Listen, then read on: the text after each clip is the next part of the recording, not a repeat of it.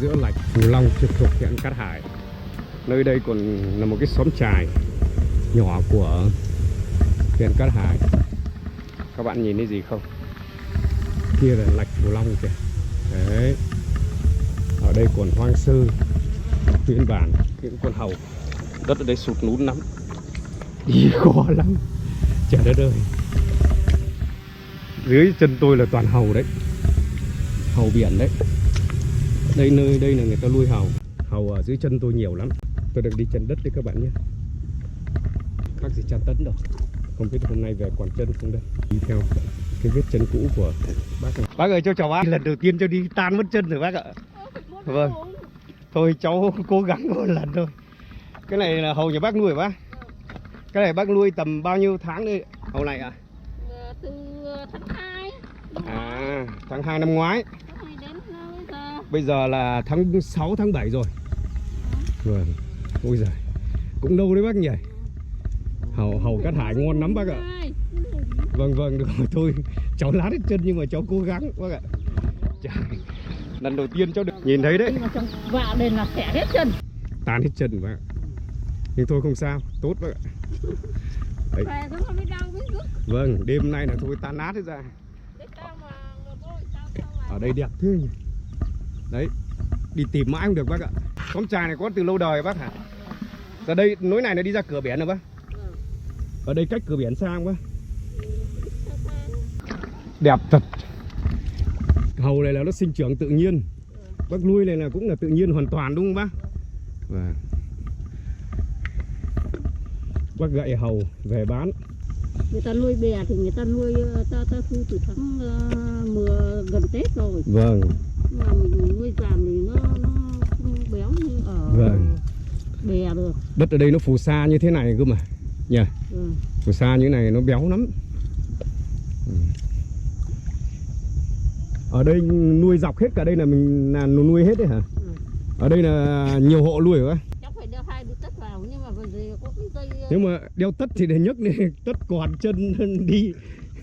Không, đeo tất nhưng mà cháu mua 2 đôi đấy, xong rồi cháu đeo vào rồi cháu lấy xin cái dây phải buộc cua đấy. Vâng. Đây Bác đây cũng phải buộc cái dây đấy. Một năm bác thu nhập được không bác? Bác năm nay bao tuổi? 62 rồi. 62 rồi, trời 62 mà vẫn khỏe mạnh thế, vẫn nội ra đây được. Cháu năm nay vẫn trẻo, cháu đi cháu còn đang không thở nổi này. Còn cá chưa đâu vào mới đâu.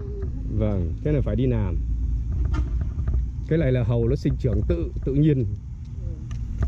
Cháu ăn hầu đây cháu thích lắm. Hầu ở đây nó ngọt hơn là hầu ở một số nơi khác bác ạ. Mà nói thẳng các bác đánh thì không ngâm. Đây là nước hà thôi, đừng có tưởng là đánh là ngâm nhé. Dạ. Nước hà của người ta để cho nó gì. Bao giờ bán thì người ta đổ ra. Vâng vâng. Chứ không phải là ngâm. Cái này ngon lắm. Cái này mà nấu riêu này, nấu xào rồi rán trứng làm như kiểu chả rươi ngon lắm bác ạ.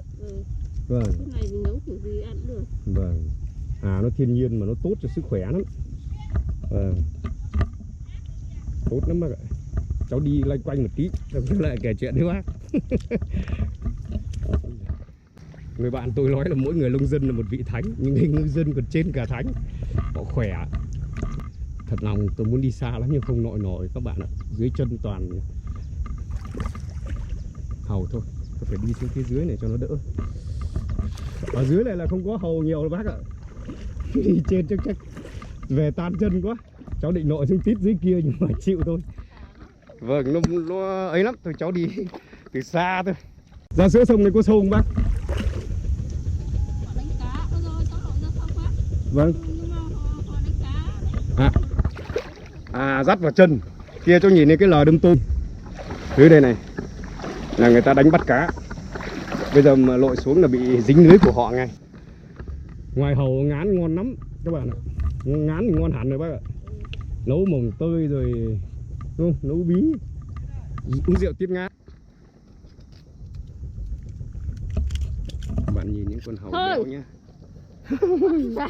Không, cho quay tay bác làm thôi. Để cho học. Tí bác cho cháu thử một tí nhá. Ôi xẻ tay không làm được đâu. Thôi kệ đi. Con dao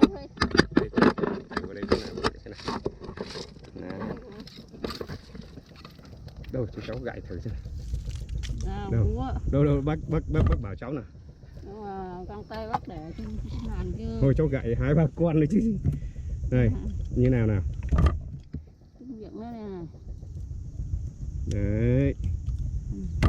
Rắn quá. Miệng nó này. Đấy, vâng.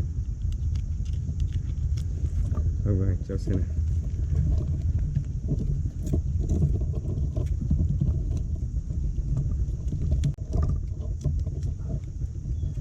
Không gãi được cứng lắm. Không gậy được đâu.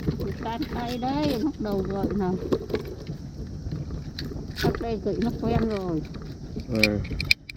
Cố thử một con xem nào. Không được con thối. Nuôi cũng nấu lớn bác nhỉ? Nấu lớn. Nuôi ở bè thì nó to. Vâng. Nhưng mà chất lượng nuôi tự nhiên này mới ngon chứ bác. Ở bè thì cũng thế chứ. Cũng có hà như vậy buộc không? Ấy, lại được rồi. Ở đây bác đánh hết rồi. Các bạn ơi, tôi còn đi không nổi, bác còn bê đủ thứ này. Đấy. Vâng. Các bạn thấy đấy, 62 tuổi mà người ta còn khỏe vậy. Do lao động, do rèn luyện, không phải tự dưng mà có được. May quá hôm nay là hôm nước cạn, nước kém các bạn ạ, mới được nhìn thấy. Đây là con hàu vẫn còn nhỏ các bạn ạ.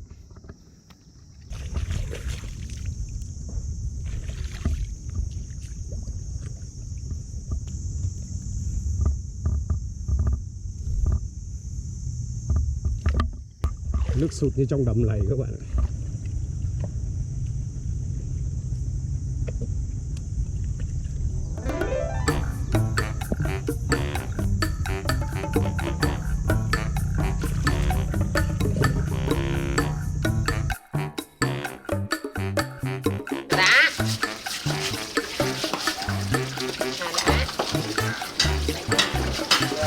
Cùng ngộ á sao nữa?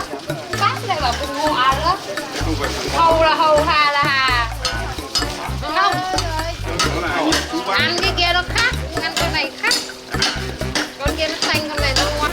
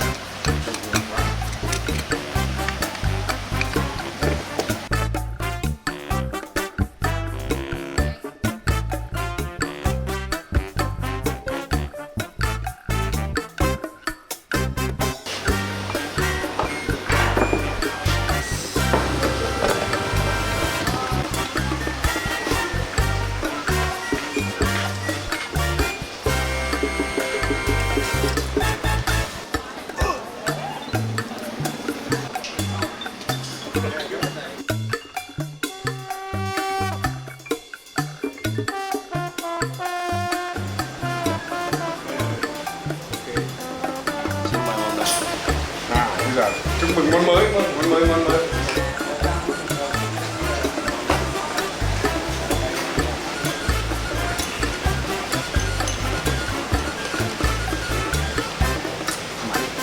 thật.